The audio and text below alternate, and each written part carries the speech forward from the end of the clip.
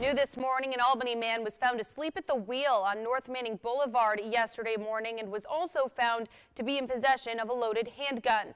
When they got there, officers found 33-year-old Tariq Royal asleep at the wheel. They started trying to wake him up. Royal eventually woke and attempted to flee on foot, but was quickly apprehended and taken into custody.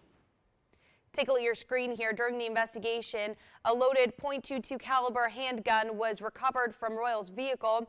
It was also determined that he was operating the vehicle under the influence of drugs. Royal faces a number of charges, including criminal possession of a weapon and resisting arrest. He was also cited for several violations of vehicle and traffic law.